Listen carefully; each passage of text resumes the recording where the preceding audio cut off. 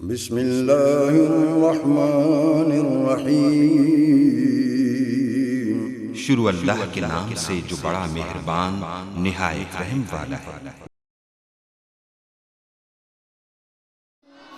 رب کو پیارے رب راضی ہے نانتے، ان رب کو پیارے رب راضی ہے نانتے، ایوین پیر چوم دے اسی اللہ والیاں دے، ان رب کو پیارے رب راضی ہے ناتے، ایوین پیر چوم دے اسی اللہ والیاں دے، ان رب کو پیارے خالق دی کل خدائی اے اناد بادشاہی، خالق دی کل خدائی اے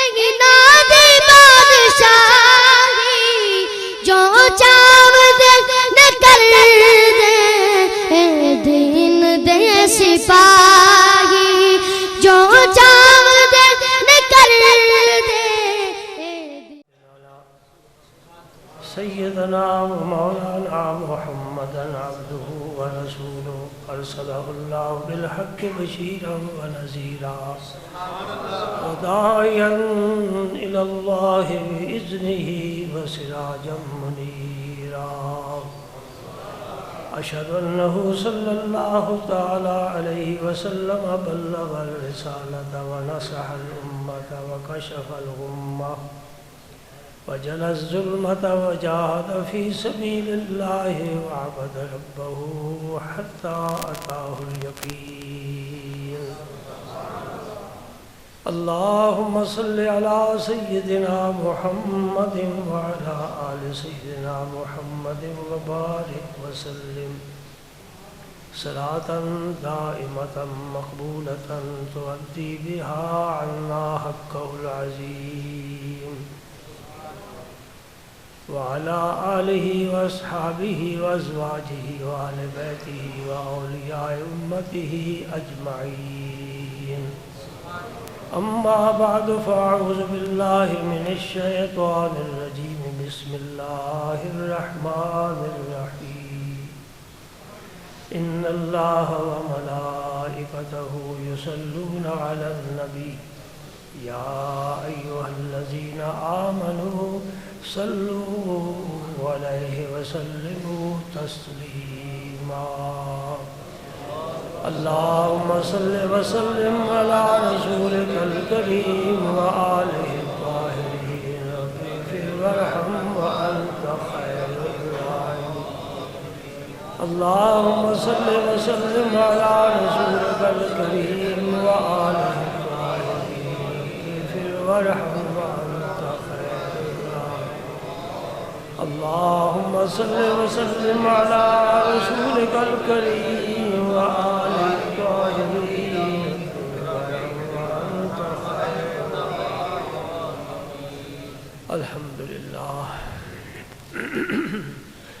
ربیع الاول شریف کا چاند نظر آیا، اہل ایمان کے دلوں میں ایک خاص قسم کی خوشی کی لہر دوڑ گئی، ایک دوسرے کو مبارکیں دینے لگ گئے۔ یہ رمضان کا چاند نہیں، عید کا چاند نہیں، بلکہ سب سے بڑی عید کا چاند ہے۔ رمضان کی عید نے ہمیں کچھ نہیں دیا جتنا کچھ عید میلاد نے ہمیں دیا ہے۔ یہ ذکر انشاءاللہ میں آئندہ جمعے کروں گا۔ آج میں اس کتاب کے حوالے سے حضور کی وفات کا ذکر کرنا چاہتا ہوں۔ وفات کوئی ایسا خطرناک لفظ نہیں ہے، ڈراؤنا لفظ نہیں ہے، غیر مہذب نہیں ہے۔ وفات کا معنی ہے پورا ہو جانا، اس دنیا کی زندگی کا پورا ہو جانا، یہ ہے وفات۔ اس کے بعد ہر انسان کی حیثیت کے مطابق اللہ تعالیٰ اس کے ساتھ معاملہ فرماتا ہے۔ دیکھا آپ نے شہید جب قبر میں جاتا ہے رب فرماتا ہے وہ زندہ ہے، حالانکہ اس کی بیوی عدت گزارنے کے بعد نکاح کر چکی ہے، اس کا ورثہ وارثوں میں تقسیم ہو چکا ہے، اس کے گھر میں کوئی چیز اب نہیں ہے، سارے مالک نئے آ گئے، ہر کی آمد عمارت نو ساخت، رفت منزل بدی کرے پرداخت، جو بھی آتا ہے نئی عمارت بناتا ہے، جاتا ہے تو دوسروں کے حوالے کر کے جاتا ہے۔ رب کہتا ہے شہید زندہ ہے، ہم قبر پہ جاتے ہیں تو شہید نہ بولتا ہے، نہ سنتا ہے، نہ حرکت کرتا ہے، نہ باہر آتا ہے، اندر ہی رہتا ہے۔ دیکھا نا اس کے ساتھ رب نے کیا معاملہ کیا،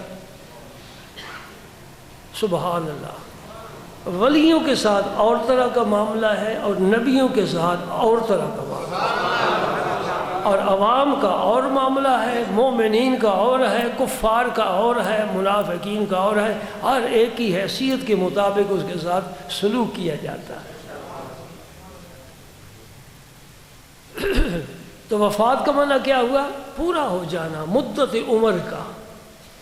اب جب پہلو بدلتے ہیں اللہ والے تو صرف اتنا ہی ہوتا ہے کہ اس مکان سے نکل کر اس مکان میں چلے، یہاں بھی زندہ ہیں وہاں بھی زندہ ہیں۔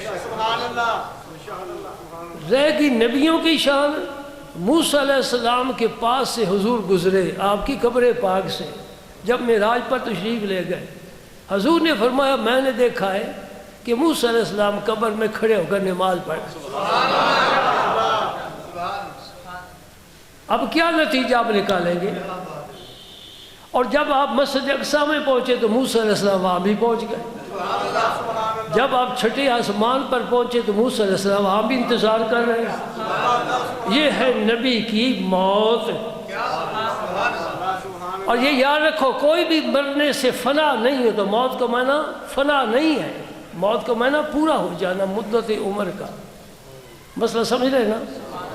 موت کا معنی فنا ہو جانا نہیں ہے۔ اقبال نے کہا یہ نکتہ میں نے سیکھا بوالحسن سے کہ جان مرتی نہیں مر کے بدن سے، بدن مر جائے جان نہیں مرتی، اور جان ہی اصل انسان ہے۔ یہ تو اوپر ایک لباس ہے، کبھی یہ پہنا کبھی وہ پہنا، سمجھ رہے میری بات؟ یہ نکتہ میں نے سیکھا بوالحسن سے کہ جان مرتی نہیں مرگے بدن سے، بدن مر جائے جان نہیں مرتی، جان اپنے منزل نہیں بنا لیتی ہے۔ برطرز سود و ضیاء ہے زندگی، ہے کبھی جان کبھی تسلیم جاں ہے زندگی۔ علامہ اقبال فرماتے ہیں مومن کی زندگی میں سود و ضیاء کا کوئی تصور نہیں ہے، وہ اس سے اوپر ہے۔ کبھی جسم میں جان رہے تو زندگی ہے، اور کبھی جان اللہ کو دے دینی یہ زندگی ہے۔ جان دی ہوئی اسی کی تھی، حق تو یہ ہے کہ حق ادا نہ ہوا۔ وہ اقبال تھا، یہ مرزا غالب ہے۔ آپ سمجھ رہے نا؟ اب میں بات یہ آپ سے کرنا چاہتا ہوں کہ عام طور پر مشہور یہ ہے کہ حضور کی وفات، وصال، دنیا سے سفر آخرت یہ 12 ربیع الاول کو ہوا ہے، لیکن یہ یقینی بات نہیں ہے۔ اس میں بہت سی روایات ملتی ہیں۔ ہمارے مشائخ آج 2 ربیع الاول ہے، ہمارے مشائخ 2 ربیع الاول کو حضور کا عرس مبارک مناتے ہیں۔ ہمارا روحانی علمی مرکز آستانہ عالیہ سیال شریف ہے۔ میں نے مدت عمر حضور شیخ الاسلام رضی اللہ تعالی عنہ کا یہ معمول دیکھا ہے کہ ہر سال ربیع الاول کی 2 تاریخ کو سرکار دو عالم کا عرس مبارک مناتے ہیں، اور آج بھی منایا جا رہا ہے۔ اس لیے ہم جو آستانہ عالیہ سیال شریف سے وابستہ ہیں وہ ان مشائخ کی تحقیق کے مطابق ہم 2 ربیع الاول کو حضور کا وفات کا دن سمجھتے ہیں، اور 12 ربیع الاول کو حضور کی ولادت پاک کا ذکر سمجھتے ہیں، کرنا ضروری سمجھتے ہیں۔ یہ بات سمجھ آ گئی؟ کسی سے الجھنا نہیں ہے۔ کوئی 8 کہے ٹھیک ہے، کوئی 9 کہے ٹھیک ہے، 12 کہے جی ٹھیک ہے، ہم 2 کے قائل ہیں۔ یہ ہمارے مشائخ، اور میں صرف مشائخ کی بات ہی نہیں کر رہا، سمجھنا، میرے پاس سیرت ابن ہشام ہے، یہ اسلامی لٹریچر میں تاریخ کی پہلی کتاب ہے، اور اس پر شرح لکھی گئی ہے، روض العنف اس کا نام ہے، یہ مصر کی یا لبنان کی چھپی ہوئی ہے، مجھے اچھی طرح یاد نہیں۔ انہوں نے پوری تحقیق کی ہے، اب میں اس وقت تحقیق نہیں پیش کر سکتا، میری پرانی کسی بیان میں تحقیق ہوگی، پوری تحقیق کی ہے کہ حضور کے وصال، یہ تو یقینی بات ہے کہ سوموار کو حضور کا وصال ہوا، یہ سب نے سنا ہوا ہے نا، اور یہ بھی یقینی بات ہے کہ حج 9 ذوالحج کو ہوتا ہے، اور اس دن جمعہ تھا، 9 ذوالحج کو جمعہ تھا، حضور نے خطبہ ارشاد فرمایا، مسلمانوں کی 2 عیدیں جمع، ایک عرفات میں حج اور ایک جمعہ، اور اس دن یہ آیت نازل ہوئی الیوم اکملت لکم دینکم، اور اس کے بعد ذوالحج کے بعد محرم اور سفر 2 مہینے گزرے ہیں، 2 مہینوں کو تم 29 کا بناؤ، 30 کا بناؤ، ایک کو 29 کا بناؤ، ایک کو 30 کا بناؤ، تو ربیع الاول کی 12 تاریخ کو سوموار کسی حساب سے آ سکتا ہی نہیں۔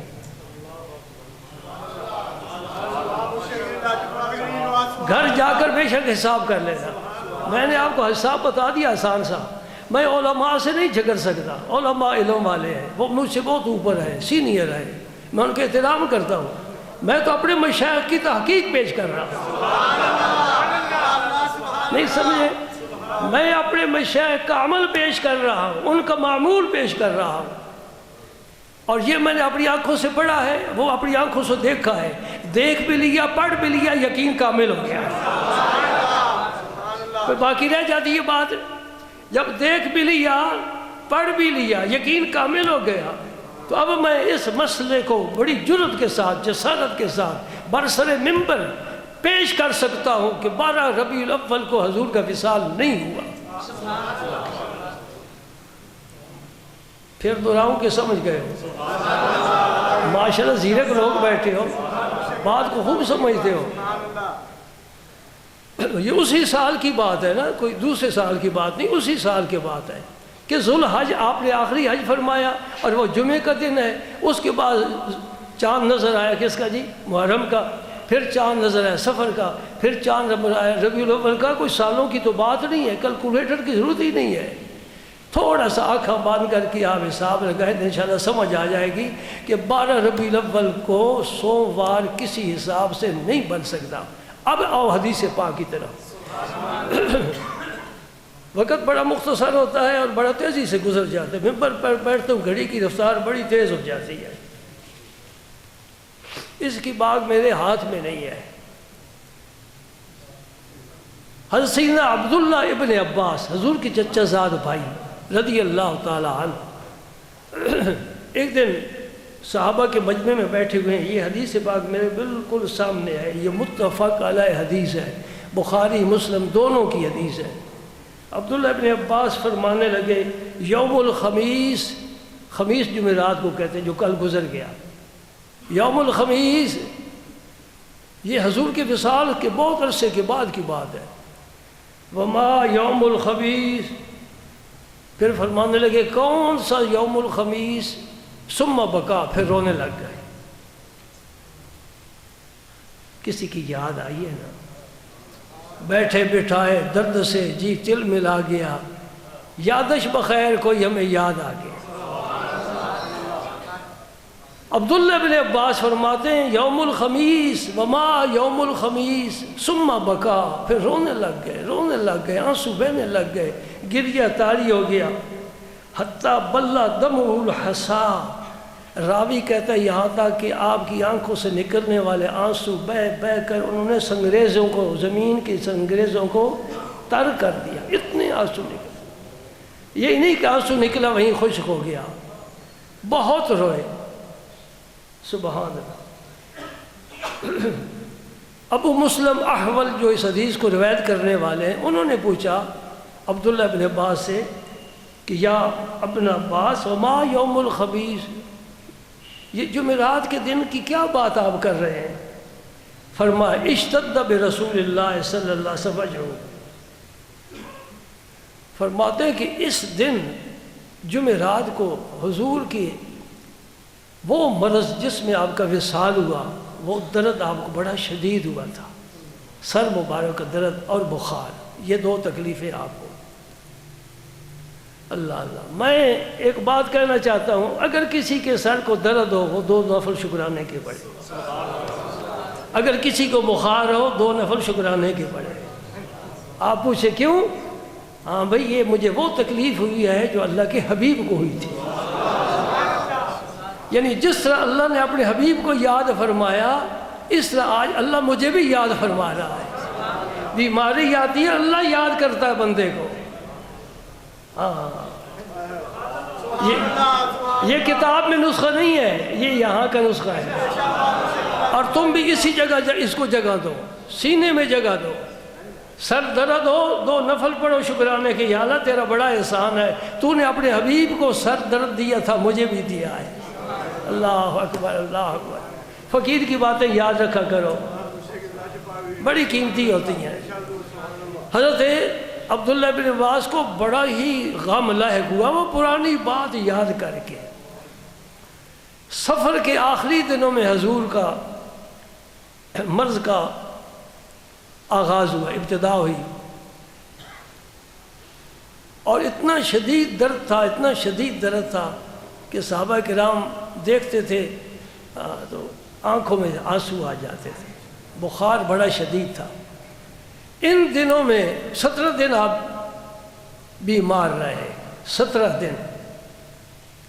ان دنوں میں ایک دن صرف آپ نے مسجد میں نماز جا کر ادا کی ہے، ورنہ اتنی ہمت نہیں ہوتی تھی مسجد میں جانے کی۔ آج جو میں حدیث کافی احادیث ہیں، لیکن ایک حدیث جو میں آپ کو بیان کرنا چاہوں، یہ انوکھی حدیث ہے، اس جیسا راوی میں نے کوئی نہیں دیکھا، ابو ہریرہ کو بھی نہیں دیکھا، کسی کو نہیں دیکھا۔ یہ راوی کون ہے؟ امام جعفر صادق۔ یہ ہماری کتاب، ہم امام، میں نے امام پہلے کہا ہے، جعفر بعد میں کہا ہے۔ امام جعفر صادق ہمارے بھی امام ہیں،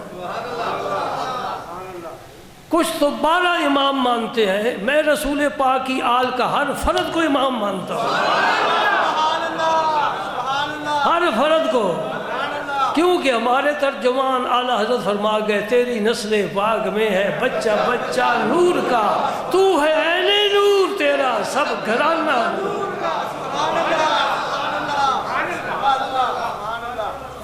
قیامت تک آل رسول کا ہر فرد اس کے قدموں کی خاک میری آنکھ کا سرما۔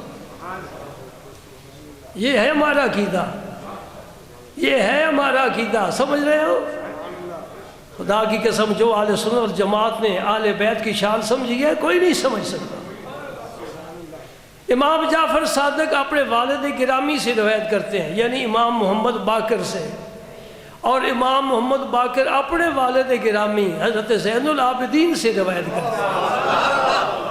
یہ نبوت کا سارا خان این خانہ ہم چراغ سے، اس گھر کا ہر فردی چراغ ہے، چراغ نہیں چاند ہے، چاند نہیں سورج ہے۔ سبحان اللہ۔ فرماتے میرے دادا جی نے حضرت زین العابدین رضی اللہ تعالیٰ عنہ نے فرمایا، اگرچہ محدثین کے نزدیک یہ حدیث مرسل ہے، اب یہ بات نہیں چھوڑتا، حدیث مرسل وہ ہوتی ہے کہ تابعی روایت کرے اور صحابی کا نام نہ لے، وہ حدیث مرسل ہوتی ہے۔ زین العابدین یہ تابعی ہیں، صحابی نہیں ہیں۔ ایک بات اور کہنا چاہتا ہوں، توجہ سے سننا، صحابی کا بڑا درجہ ہے نا، اور اس کے بعد تابعی کا درجہ ہے، یہ تابعی ہے۔ ساری امت کے ولی مل جائیں، زین العابدین کے قدموں کی خاک کو نہیں چھو سکتے۔ اور جب زین العابدین تابعی ہیں ان کا یہ مقام ہے تو صحابی کا کیا مقام ہوگا؟ سمجھے نہیں سمجھے؟ اور ان صحابہ میں سے صدیق و عمر کا کیا مقام ہوگا جو سب صحابہ کے سردار ہیں؟ ان صحابہ سے علی المرتضیٰ کا کیا مقام ہوگا کہ نبیوں کے بعد علی جیسا کوئی عالم نہیں ہے؟ بات سمجھ آ رہی نہیں آ رہی؟ یہ تمام علماء کا متفقہ فیصلہ ہے، دیوبندی کیا بریلوی کیا اس بات پر پکے ہیں کہ انبیاء کرام کے بعد وہ تو اعلیٰ شان ہے، نبیوں کے بعد پہلی امتیں ہوں یہ امت ہو، علی جیسا کوئی عالم نہیں ہے۔ سبحان اللہ۔ اب میرا جی چاہ رہا ہے کہ میں علی کے علم کی بات کروں، لیکن پھر یہ حدیث نہیں بیان ہو سکی۔ زید العابدین نے کیا فرمایا؟ دخل علیہ،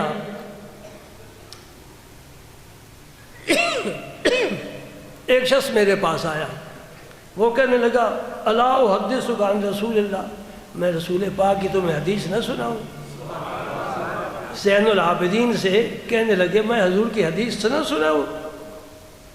کالا بلا کیوں نہیں، حدثنا، ہمیں حضور کی حدیث ضرور سنائیے۔ آپ کے علم میں ہونا چاہیے کہ حضرت امام حسن مجتبیٰ اور امام حسین ایک دوسرے سے علیحدہ علیحدہ چوری چوری صحابہ سے حضور کا حلیہ، حضور کے حالات پوچھا کرتے تھے۔ ان کا خیال تھا کہ ان کو نہ پتہ چلے میرے پاس زیادہ معلومات ہو، ان کا خیال تھا میرے بھائی کو نہ پتہ چلے حضور کی میرے پاس زیادہ معلومات۔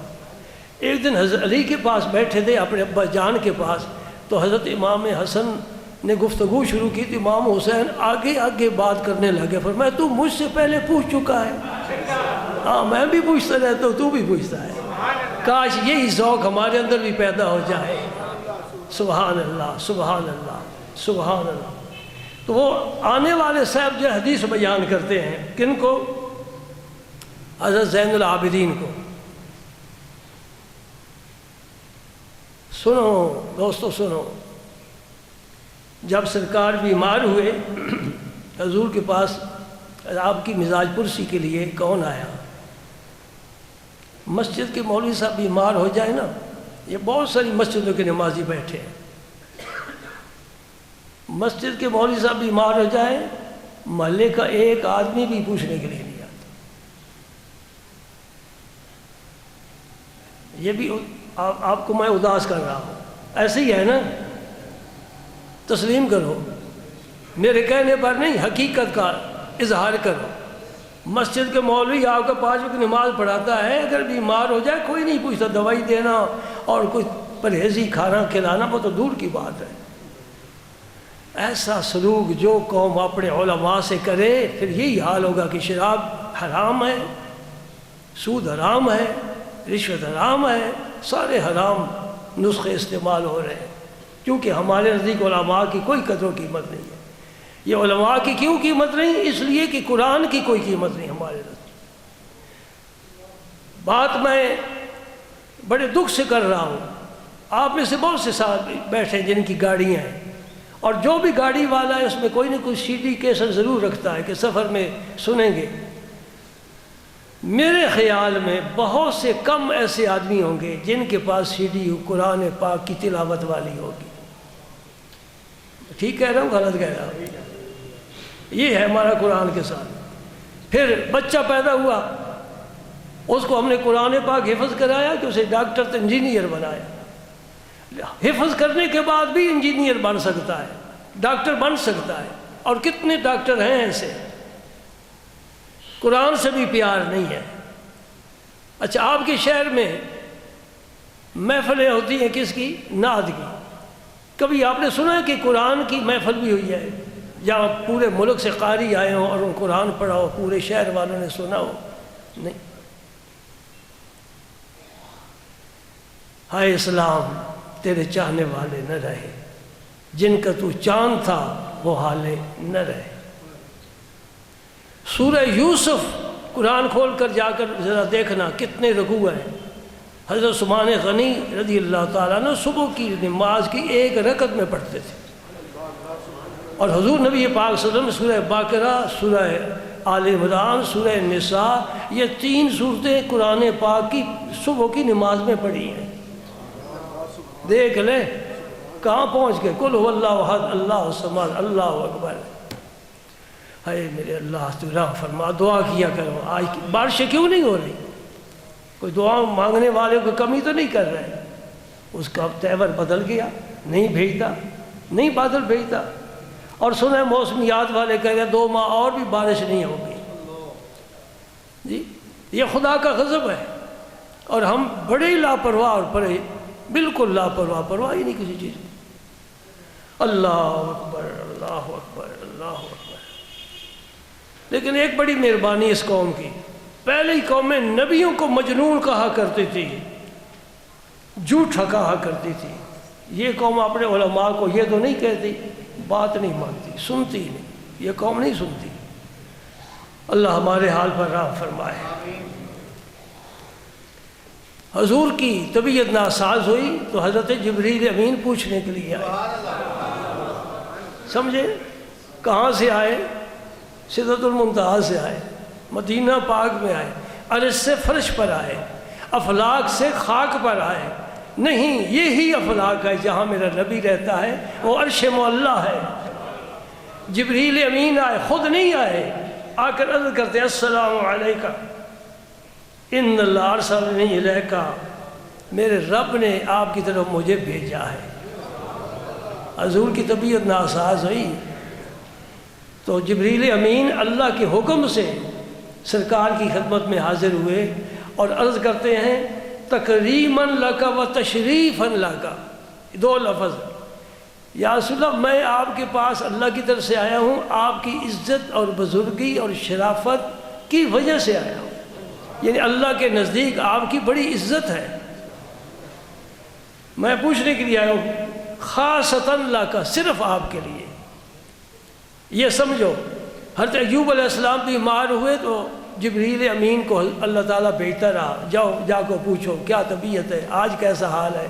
بیماری بھی خود رب نے بھیجی، پوچھ بھی خود رہا ہے، کیا کہنا۔ بڑے شعر یاد آ رہے ہیں لیکن نہیں، بات بڑی ہے، اعلیٰ میں کر رہا ہوں۔ سبحان اللہ۔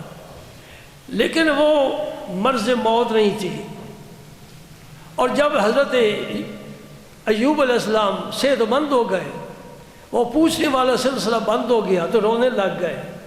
لوگوں نے کہا تم تو صحت یاب ہو گئے ہو، شکر کرو، روتے کیوں ہو؟ فرمایا صحت اور بیماری کی بات نہیں، باری یار کے پیغام کی بات ہے، بات ہے یار کے پیغام کی بات ہے۔ ہائے میں کبھی بھی رات بیمار رہتا، رب مجھ سے پوچھتا رہتا۔ یہ اس امت میں بھی ایک ولی کا واقعہ ہے لیکن وہ اب میں نہیں سناتا۔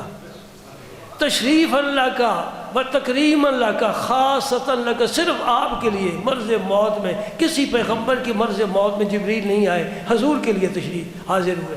میں آپ سے پوچھنے کے لیے آیا ہوں اما ہوا عالم بھی من کا، اللہ آپ سے، آپ اپنے حالات سے اتنے واقف نہیں جتنا اللہ آپ کے حال سے واقف ہے۔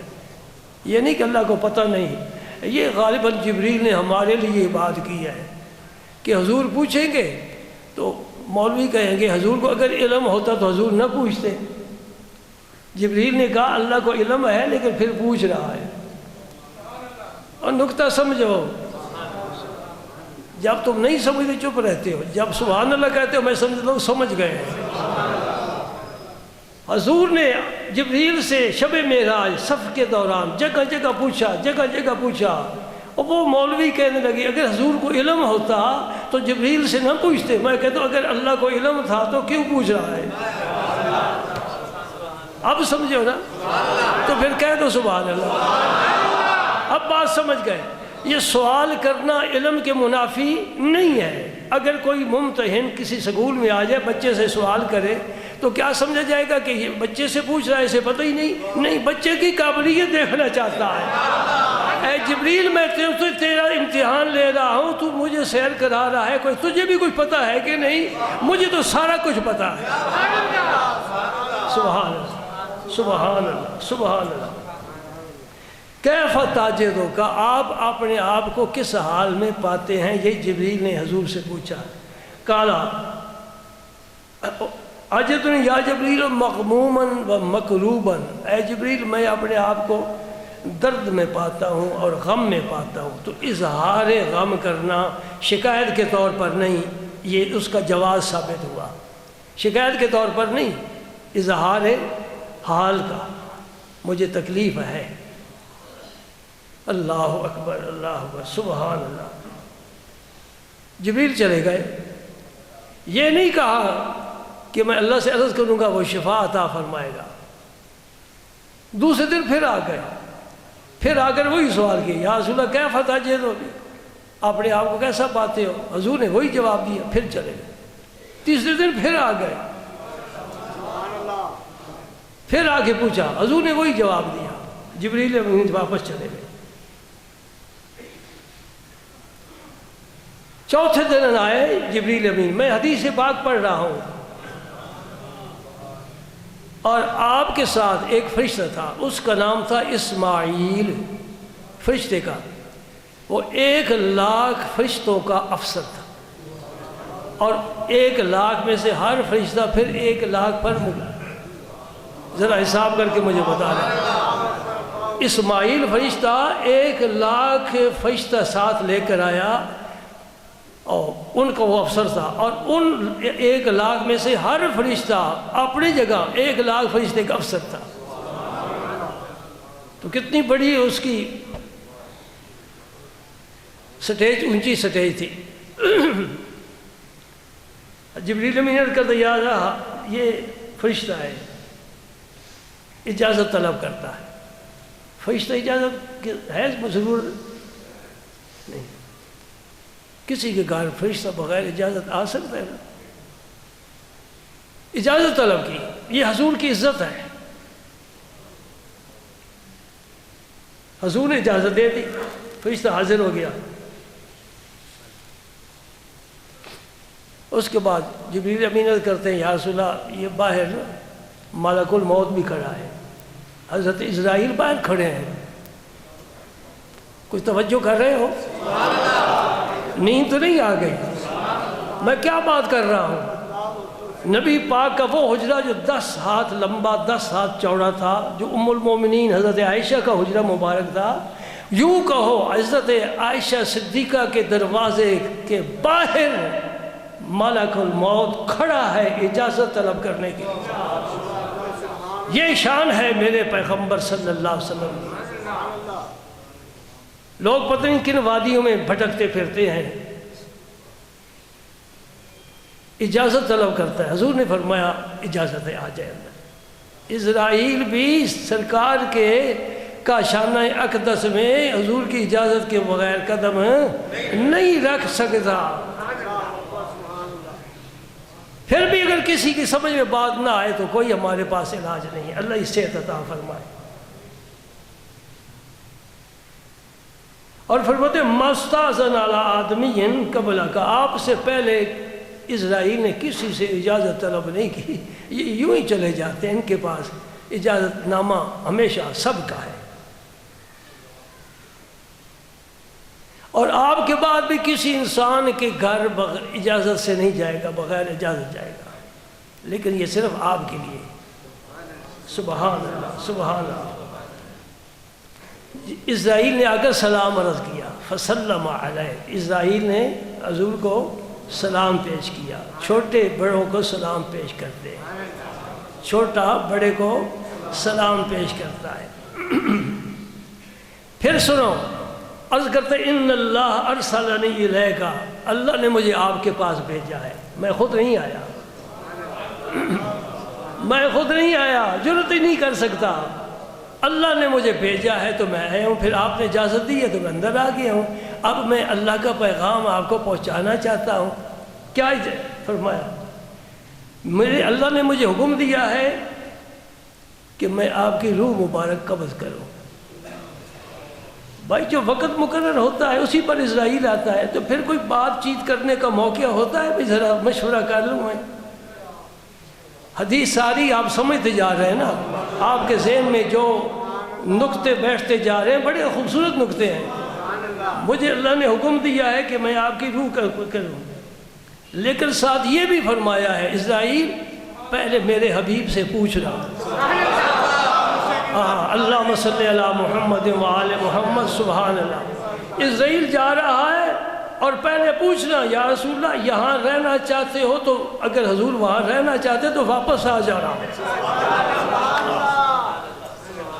میں نے ابتدا میں کہہ دیا ہے میرا مرنا اور ہے, ولی کا مرنا اور ہے, شہید کا مرنا اور ہے, نبی کا مرنا اور ہے, اور سید الانبیاء کا دنیا سے جانا یہ بھی بہت عجیب ہے. یہ میں کتاب لے کر بیٹھا ہوں نا, زبانی نہیں سنا رہا, یہ بھی بتا رہا ہوں. یہ بہقی کی حدیث ہے, بہقی کی. اور راوی کون ہے؟ زین العابدین. کوئی راوی ایسا دکھاؤ تو صحیح. بہقی شریح کی حدیث ہے اور امام زین العابدین راوی ہیں. کیا فرماتے ہیں؟ اللہ نے مجھے حکم دیا ہے میرے حبیب کی خدمت میں عرض کرنا, آنا چاہیں تو لے کر آنا, اگر رہنا چاہے تو چھوڑ کر آ جانا. قانون ہم بناتے ہیں, ہم خود قانون کے پابند نہیں ہیں, اور کبھی کبھی بدل بھی دیتے ہیں. سبحان اللہ, سبحان اللہ, سبحان اللہ, سبحان اللہ. وَأُمِرْتُ أَنْ أُطِيعَكَ, مجھے حکم دیا گیا ہے کہ میں آپ کی اطاعت کروں. حضور کی اسرائیل کہہ رہے ہیں اللہ نے مجھے حکم دیا ہے میں آپ کی فرما برداری کروں, جو آپ فرمائیں گے میں اس کے مطابق عمل کروں. سبحان اللہ. نبی کریم صلی اللہ علیہ وسلم نے جبریل امین کی طرف دیکھا. یہ دیکھنا مشورے کے لیے ہے, تو کیا کہتا ہے؟ میں یہاں رہا ہوں کہ ساتھ چلوں. یوں ہی مسجد کے سپیکروں سے آواز آئے نبی مر گیا, نبی مر گیا, مٹی میں مٹی ہو گیا, استغفر اللہ, استغفر اللہ. شہید زندہ ہے, وہ نبی سے نیچے ہے, نبی کا درجہ بلند ہے, نبی کی اطاعت میں شہید کو زندگی مل رہی ہے, اور نبی مر گیا, مر گیا, مر گیا, استغفر اللہ. یہ تمہارے گجرات میں آواز گونجتی ہے, اور کتنی لوگ ہیں اسی آواز کو پھیلانے والے, نبی مر گیا, نبی مر گیا. میں آپ سے پوچھ سکتا ہوں کلمہ طیبہ کا معنی کیا ہے؟ محمد رسول اللہ کا کیا معنی ہے؟ کریں نا آپ. میں محمد رسول اللہ کا میں نہ کرتا ہوں, غلط کروں تو ٹوک دینا. محمد اللہ کے رسول تھے, اور سارے بول اٹھے. میں نے غلط میں نہ کر دیا نا. تھے یہ تو اس کے معنی کیا جاتا ہے جو مر گیا ہو. صدر ایوب تھا, ضیاء الحق تھا, موسیٰ علیہ السلام پیغمبر تھے, محمد الرسول اللہ محمد آج بھی اللہ کے رسول ہیں. کل بھی تھے, آج بھی ہیں, آنے والے کل ہوں گے, قیامت تک رہیں گے. جنت میں بھی محمد کی رسالت کا سورج چمکتا رہے گا. تو زندہ ہے واللہ, تو زندہ ہے واللہ. کہو تو زندہ ہے واللہ, تو زندہ ہے واللہ, میرے چشم عالم سے چھپ جانے والے. اے سورج شام کو غروب ہو جاتا ہے, کیا کہتے ہیں؟ فنا ہو گیا, صبح پھر نکل آتا ہے. اللہ کے دوست یوں زندگی گزارتے ہیں, ادھر ڈوبے ادھر ابھرے. سبحان اللہ, سبحان اللہ.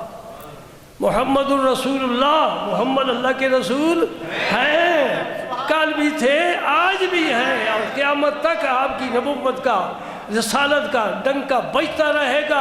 اور جو یہ نہیں مانے گا وہ مسلمان نہیں ہو سکتا. جو محمد پاک کریم کو اللہ کا رسول نہیں مانے گا وہ مسلمان نہیں ہو سکتا. میرے ساتھ آپ بھی فتوے میں شریک ہو جائیں, کہہ دو جو محمد کریم کو اللہ کا رسول نہ مانے وہ مومن نہیں ہو سکتا.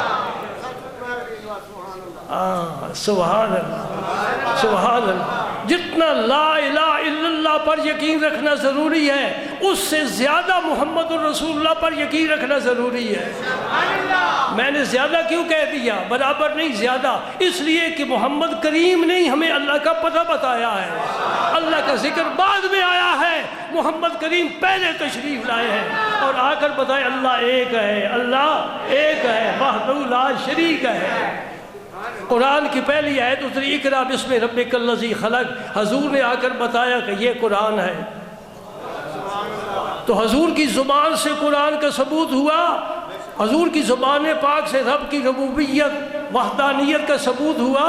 تو معلوم ہوا محمد پہلے ہیں, اس کے بعد سارا جہان ہے. صلی اللہ علیہ وآلہ وسلم, صلی اللہ علیہ وآلہ وسلم.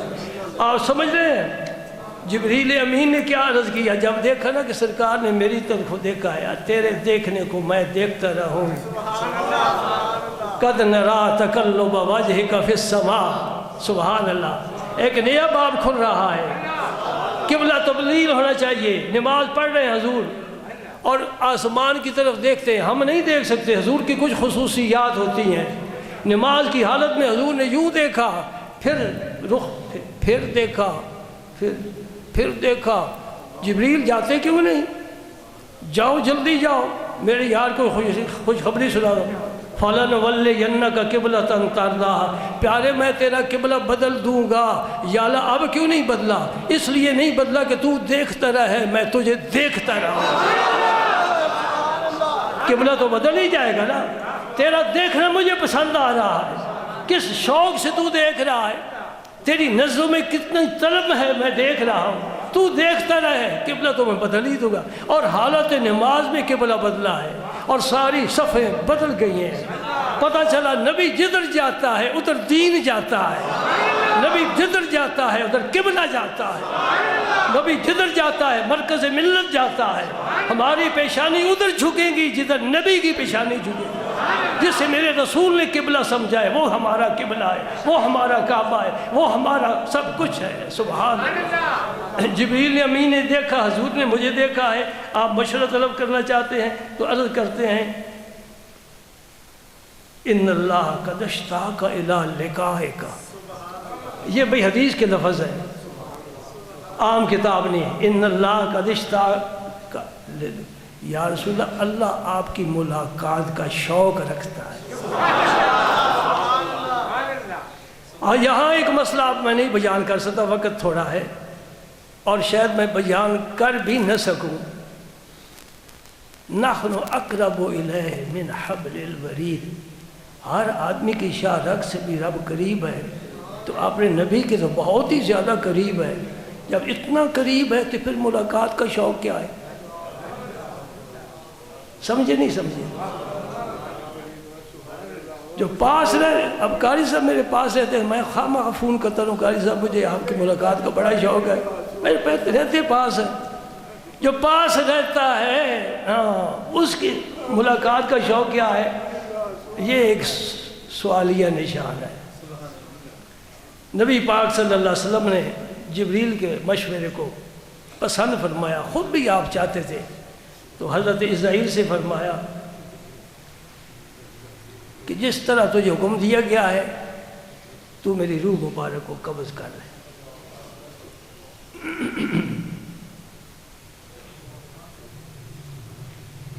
نبی پاک صلی اللہ علیہ وسلم نے ہاتھ اٹھایا ہوا تھا، اللہم الرفیق الاعلی، یہ آخری کلمات ہیں آپ کے، اللہم الرفیق الاعلی، حضرت عائشہ صدیقہ کی گود میں تھے، سبحان اللہ، حضرت عائشہ صدیقہ کے سینے پر، سینہ مبارک پر سرکار کا سر ناز تھا، ہائے ہائے دوستو سمجھ جاؤ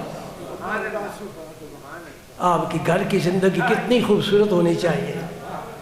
عائشہ صدیقہ رضی اللہ تعالیٰ عنہ ناز کیا کرتی تھی اور فرماتی ہیں اچانک آپ کا ہاتھ یوں گر گیا، میں نے سمجھا روح مبارک قبض ہو گئی ہے۔ اب دوسرا سوال وہ بھی بڑا پیچیدہ ہے، حضور تو سراپا روح ہے، حضور سراپا روح ہے، اس لیے سایہ نہیں تھا، روح کا سایہ نہیں ہوتا، روح کا سایہ نہیں ہوتا کیونکہ وہ عالم امر کی چیز ہے۔ یسألونک عن الروح قل الروح من امر ربی وما اوتیتم من العلم الا قلیلا، اب قبض کیا کی گئی تھی؟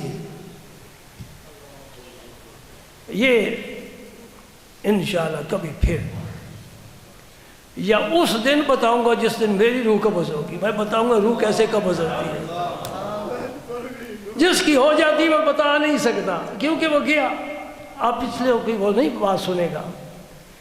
سرکار کی روح مبارک قبض ہوئی، اس کی حقیقت کو سوائے اللہ کے کوئی نہیں سمجھ سکتا، کوئی عالم دین یہ تفصیل نہیں بتا سکتا کیسے روح مبارک قبض ہوئی۔ اور روح، سب سے بڑا سوال یہ ہے کہ روح ہے کیا؟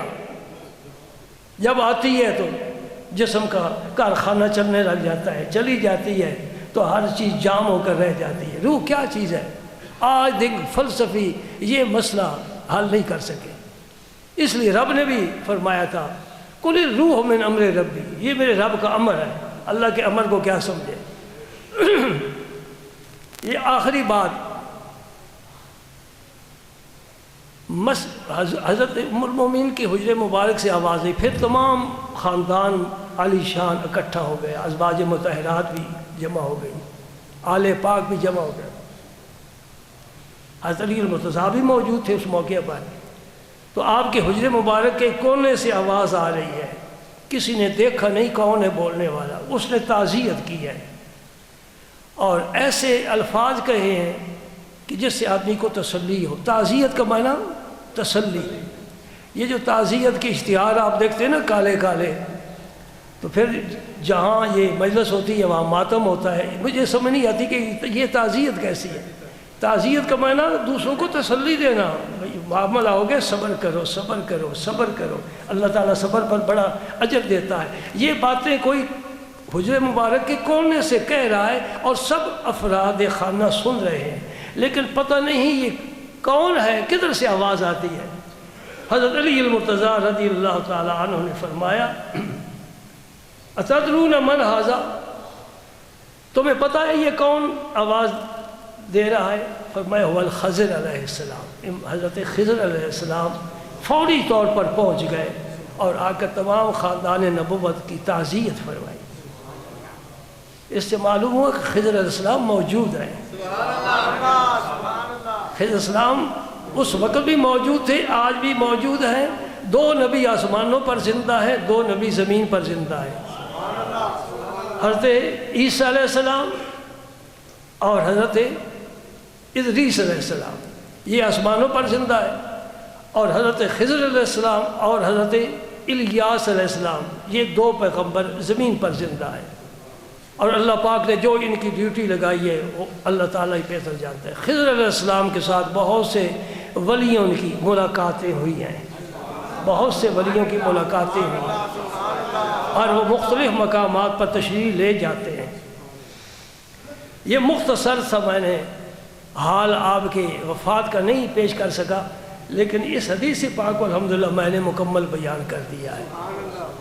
اور ایک حدیث پاک کا ایک فکرہ مجھے بڑا ہی ضروری میں سمجھتا ہوں کہ آپ کے سامنے بیان کیا جائے، وہ بھی ایک الجھن کا، لوگوں کی الجھن کا بڑا زبردست جواب ہے۔ دارمی شریف کی حدیث ہے، ابو سعید خدری اس کو روایت کرنے والے ہیں۔ نبی کریم صلی اللہ علیہ وسلم نے بیماری کے دنوں میں سر مبارک پٹی سے آپ نے باندھا ہوا تھا، اور اس طرح چل کر آپ مسجد شریف میں تشریف لائے اور سیدھا ممبر پر تشریف لے گئے۔ یہ حضور کا آخری خطبہ ہے اور آخری ممبر پر تشریف لے جانے کا موقع ہے۔ اس کے بعد پھر اس ممبر پر حضور نے قدم مبارک نہیں رکھا۔ اللہ اکبر۔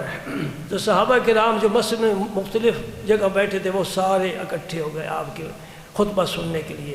وہ خطبہ جو آپ نے دیا ہے اس کا وقت نہیں ہے، لیکن ایک جملہ جو اس خطبے میں ہے وہ ضرور میں آپ کو بتانا چاہتا ہوں۔ صرف تمہارے چہرے پر میں خوشی دیکھوں گا، اگر یہ کسی اور مسجد میں، دوسری مسجدوں میں ہو، اور کھبی مسجدوں میں، کھبی سمجھتے ہو نا، وہاں یہ حدیث بیان کی جائے تو چہرے مرجھا جائیں گے اور مولوی صاحب بھی جلدی سے آگے گزر جائیں گے تاکہ مقتدیوں کو یاد ہی نہ رہے۔ اب میرا خیال آپ پوری طرح متوجہ ہے، میں آپ کو کیا جملہ، اللہ اکبر اللہ اکبر۔ جس نے اپنے پیغمبر کی عظمت کو نہیں سمجھا اس نے قرآن کو کیا سمجھنا ہے۔ نبی پاک صلی اللہ علیہ وسلم نے فرمایا والذی نفسی بیدہ، قسم کھائیے، یہ واو قسم کے لیے، مجھے قسم ہے اس ذات پاک کی جس کے دست قدرت میں میری جان ہے۔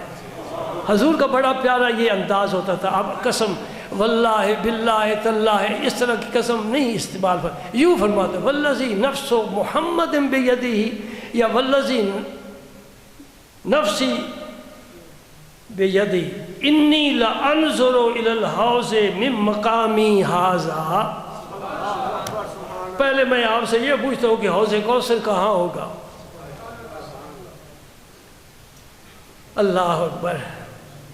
7 آسمان نیچے ہیں، اس سے اوپر جنت ہے، اور جنت کے دروازے کے سامنے حوض کوثر ہے،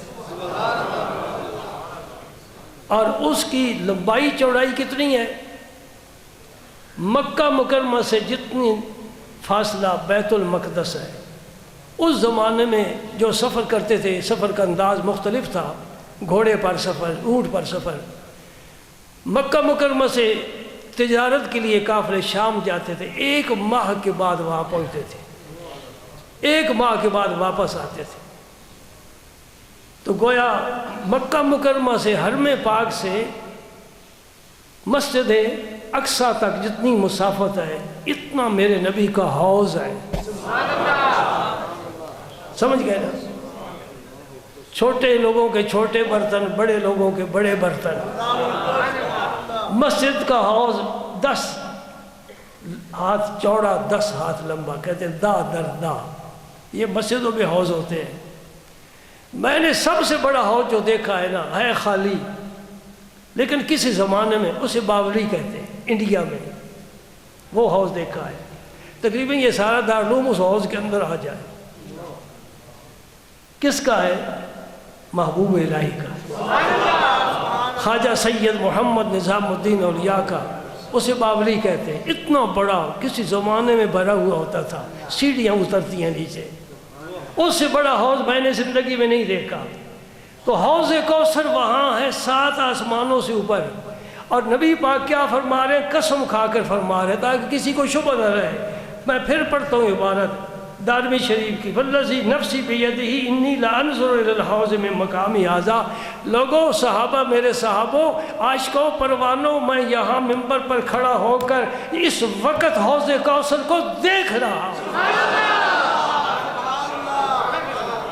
کسی صحابی کے دل میں شبہ نہیں پیدا ہوا کہ حوض کہاں ہے، وہ تو معاشر کے میدان، حضور یہاں دیکھ رہے ہیں۔ آمنا وصدقنا، میرے نبی نے فرما دیا ہے اور دیکھ رہے ہیں۔ اور جو ملا کہتا ہے نبی کو دیوار کے پیچھے کا علم نہیں، وہ میرے رسول کی احادیث طیبہ پر پھر مطالعے کے لیے توجہ دے۔ اسے پتہ ہی نہیں کہ حدیث میں حضور نے کیا کچھ فرمایا۔ جو مدینہ پاک میں مسجد نبوی میں منبر پر کھڑے ہو کر یا بیٹھ کر یہ فرما رہا ہے، اور قسم کھا کر فرما رہا ہے، نبیوں کا سردار ہے، اور صادقین اور صدیقین کا سردار ہے، جس کی زبان پر ہمیشہ سچ ہی سچ آیا ہے، وہ فرما۔ اور صحابہ کے مجمع میں فرما رہا ہے، کہتے ہیں میں خدا کی قسم اس وقت بھی حوض کوثر کو دیکھ رہا۔ نبی کی، میرے نبی کی نظر کہاں تک گئی؟ اب یہ عقیدہ رکھنا قائم، اور کسی ملا کے دامے تصویر میں نہ آنا۔ الذی یوسوس فی صدور الناس من الجنۃ والناس۔ صرف شیطان ہی وسوسے سے نہیں ڈالتے، کچھ انسان بھی ہیں جن کا شغل ہی یہ ہے کہ لوگوں کے دلوں میں وسوسے ڈال کے ان کے عقیدے کو متزلزل کرنا۔ پکا رہے سنی، پکا رہے سنی۔ اہل سنت جماعت پر دعا کرتے اللہ تعالیٰ کرم فرمائے، اور اہل سنت جماعت کی عقیدے پر ہمارا خاتمہ۔